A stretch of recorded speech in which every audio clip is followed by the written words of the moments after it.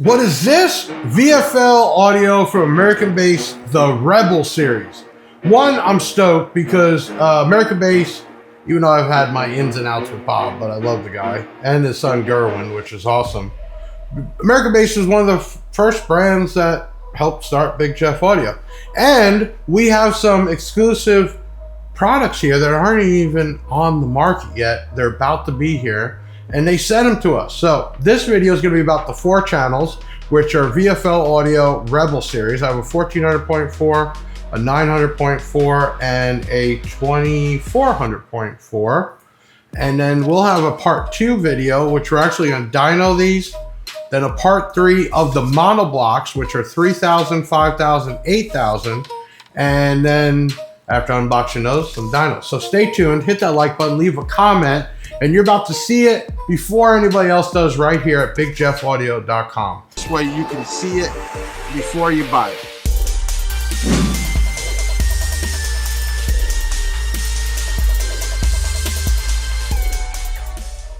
Hey, I'm Big Jeff from bigjeffaudio.com, representing today American Bass. Man, this product has been around for a long time, and I'll tell you what, man, it just sells. People love it, and don't get me wrong, there's so many brands out there, but just the stuff sells itself. Bob hit us up and said, hey, we have a new line of amps. It's going to be a budget line. We want to show people that they're still good, and they left it in the VFL, which has always been known as some badass stuff. So that's what we're looking at here. We're looking at 3-4 channels. I don't have the pricing yet. I can tell you it's going to be budget, even with all these tariffs and everything else, and we are going into July. I believe these are going to be available here by the time all these videos come out. So I got a manual, I got the amps out. Let's do an overhead view real quick. As you can see, we have this like grayish gunmetal, raised lettering. Just looking at this real quick, the smallest amp here, the 900.4, has Tiffany style remotes. These are Class D full range. Let me see what else here. Looks like 4-gauge inputs, bridgeable. I mean, all your basics that you expect. Let's look at some specs here. We're gonna pull one apart and we're gonna do a simple unboxing so you guys get to see it first. Okay, the 900.4, the smallest one here, is technically at 4 ohms, 150 watts times 4. At 2 ohms, 220 watts times 4. Bridgeable at 4 ohms is 440 watts times 2. This is made to work down to 2 ohm stereo. Input sensitivity on all the amps is 0.4 to 8 volts. Okay, the 1400 here, and I'm gonna go over this quick, which you could always hit play, pause, rewind, whatever. This one here is a 220 watt times 4, or at 2 ohms, it'll do 355 watts times 4. Or you could bridge this 700 watts at 4 ohms. Same 0.4 to 8 volts. All these amps do low pass 20 hertz to 200 hertz. High pass, or excuse me, low pass is 10 hertz to, no wait, let me get this back. I've got to read this right. 20 hertz, oh, I know why, because these have that times 10 step button. So looking at this, we have gain control. Frequency is 20 hertz to 700, and if you hit it, you times that by 10. Or you could do, I get it. Okay, so you have high pass, full pass, and low pass. And you could gain this all the way down from 20 hertz or to 700 hertz. But if you times it by 10, yes. Okay, so basically it's a full range amp, but you do have low pass and high pass crossover settings. You can put this in 2-channel, 4-channel mode too. So those are really cool. The bigger 4-channel here, which is the 2400.4, 425 watts times 4 at 4 ohms, or 640 watts times 4 at 2 ohms. Or you could bridge this and get, it says 1290. So the reality is, if this amp does what it says, you can run a small sub and your mids and highs, no problem. Now, you can see how small these things are. I mean, the biggest one is only 8.5 inches, the smaller one's 5.5, and in the middle is about 7 inches. A little bit tall, just about 2.5 inches tall. But what I'm digging, Tiffany style, nice heat sinks. I love the look of it. Now, let's just pick the bigger one. It might be a little bit easier to see. I'm gonna crack this bad boy open. So this is gonna be a quick unboxing because basically I'm gonna look at them, see them, and then what you're all more worried about is obviously price, which we should have by the time we do the dyno runs, and how much power it makes. But I am told the whole point of this was to be budget friendly, but still be in that VFL line. VFL people compete with. They love VFL product. Hopefully I don't have to take this whole thing. Yep, perfect. Okay. Yeah. All right, so let's get the big Jeff cam first here. I'm gonna do a quick overlay.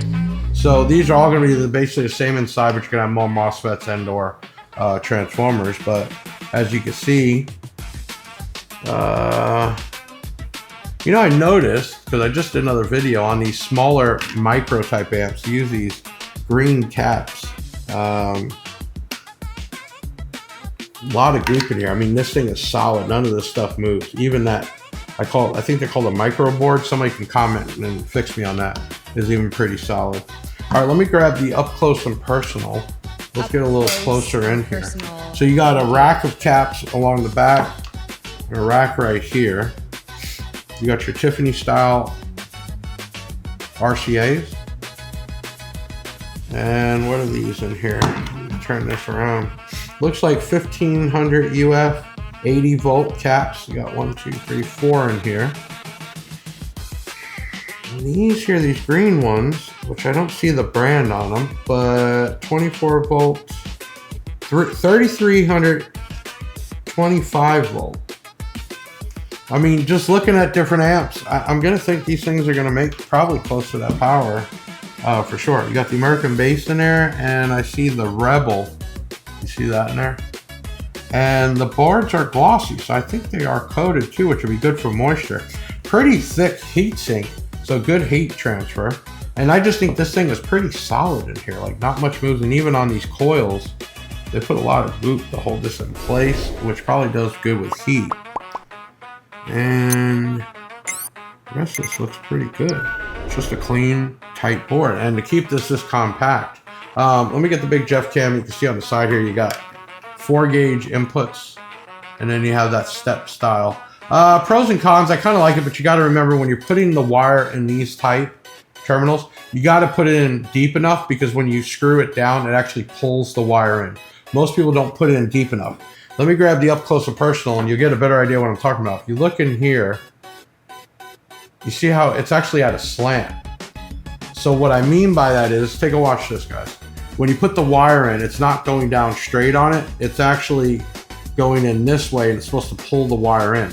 So most people screw up not putting enough wire in there where that screw is able to grab it and pull it in. So make sure you strip enough wire and get it in there. Hey, did you get it? Did you get it? Did you get it? Did you get it? Because the screws don't go straight down, or the screws, they actually go in at a slant. So if you're watching this pen, it doesn't go straight down. They're actually angled like, like this.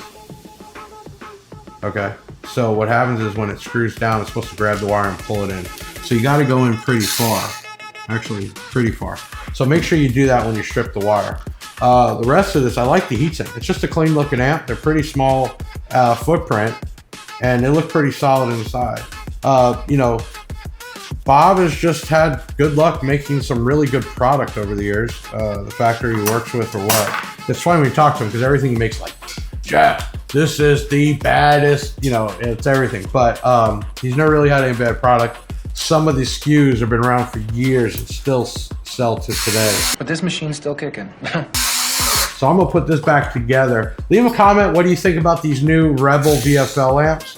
I think once we give the pricing out, it's really gonna make you all go crazy for it. And if we can get close to, or the power it's rated at, I think you're gonna be happy. And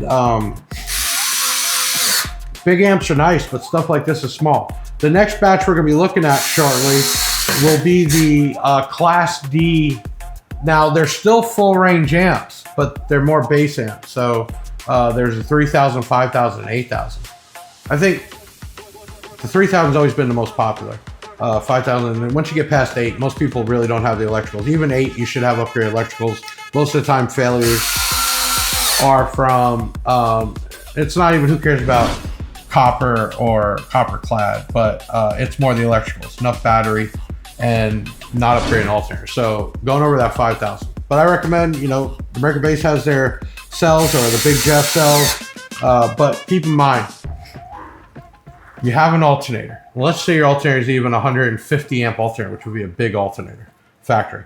They put that big one in there to first run the vehicle plus the accessories, AC, windshield wipers, windows up and down, like all of it. And it leaves a little bit extra left over. When you're running this and say one of these amps is pulling 100 amps, there's not enough power there to recharge the battery. When you're using an AGM battery, it doesn't basically refresh or rise back up very quickly. That's why the lithiums or the LiPo4s are really good. But still, even using a Big Jeff battery or LiPo4 excess power battery, all those different batteries, you still need to supply power to run it. Now, if you're at least running the vehicle, that's good. You know, you don't want to let it just on with no engine running, but still the battery has to charge back up. So what do people normally do? If they don't have an upgraded alternator, they over capacity the batteries, which is fine, more batteries, you still have to charge them up.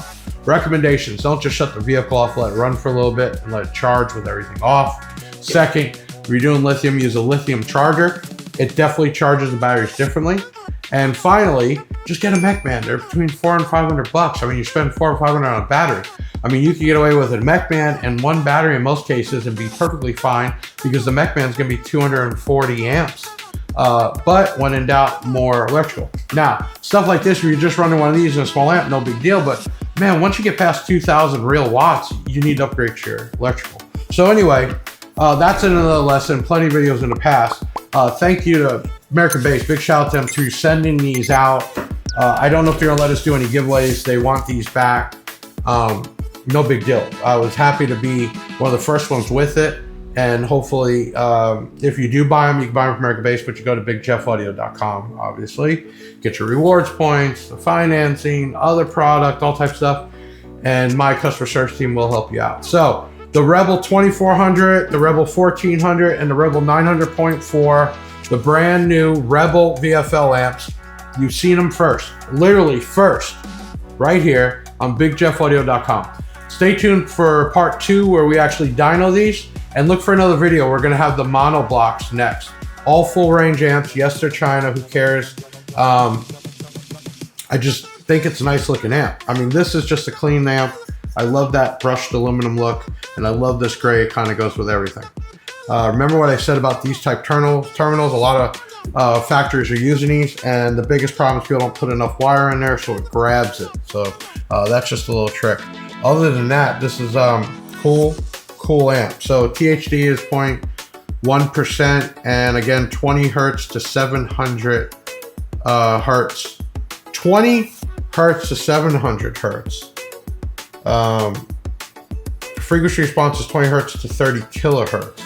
Okay. The whole 1 times 10 times switch, I like that, so you can get a higher frequency. Basically what they're doing is you're using one potentiometer for the crossover setting, and by hitting the switch does basically low and high. Look at it that way.